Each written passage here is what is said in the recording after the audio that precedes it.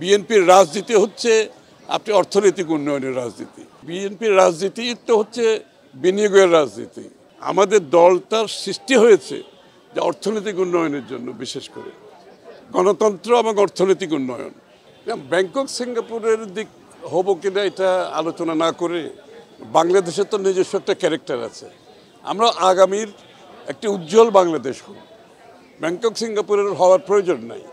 বাংলাদেশের context different, সুতরাং আমাদেরকে বাংলাদেশের যে সম্ভাবনা আছে এইটার উপর আমরা যদি সঠিক বিনিয়োগ করতে পারি, দেশি বিদেশি বিনিয়োগ আসে, তাহলে দেশের অর্থনীতি সঠিকভাবে এগিয়ে যাবে।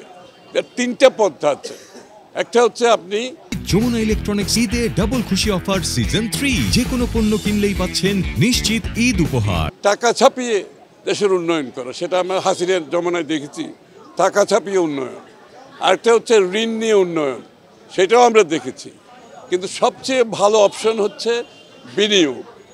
বিনিয়োগের মাধ্যমে যে উন্নয়ন হবে সেটা হচ্ছে সাস্টেইনেবল উন্নয়ন, এবং এই জন্য দেশি বিদেশি বিনিয়োগের প্রয়োজনীয়তা অত্যধিক। একটি অর্থনীতি যদি সামনের দিকে এগিয়ে যেতে হয়, আমার মনে হয় থার্ড অপশন যেটা হচ্ছে বিনিয়োগের মাধ্যমে, সেটা প্রাইভেট সেক্টর, দেশের বাইরে থেকে বিনিয়োগের মাধ্যমে সত্যিকার অর্থে একটা সাস্টেইনেবল ইকোনমি আমরা করতে পারবো। এই জন্য আপনারা জানেন, আমরা বিএনপির পক্ষ থেকে আমরাও যখন ক্ষমতায় এসেছিলাম তখন 91-এ একটা বিশাল এরকম ইনভেস্টমেন্ট সামিট করেছিলাম সোনারগাঁও হোটেলে। সারা বিশ্বের সব বিনিয়োগকারীরা এসেছিল।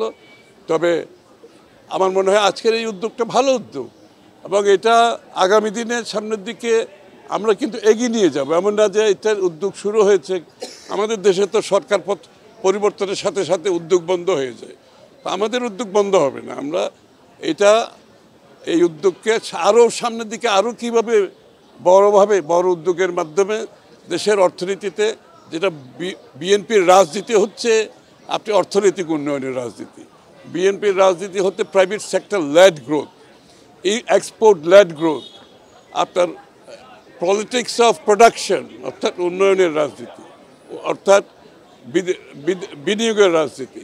সুতরাং আমাদের জন্য এটা খুবই গুরুত্বপূর্ণ, এবং এটাকে আমরা সামনের দিকে এগিয়ে নিয়ে যাব। এবং আমরা জানি এটার উচ্চতা অনেক বেশি, আজকে শুরু হয়েছে, আমরা চেষ্টা করব আগামী দিনে আরও উচ্চতর পর্যায়ে বাংলাদেশের বিনিয়োগের মাধ্যমে দেশের অর্থনীতিকে গড়তে পারি। আমাদের দলটার সৃষ্টি হয়েছে যে অর্থনৈতিক উন্নয়নের জন্য, বিশেষ করে গণতন্ত্র এবং অর্থনৈতিক উন্নয়ন।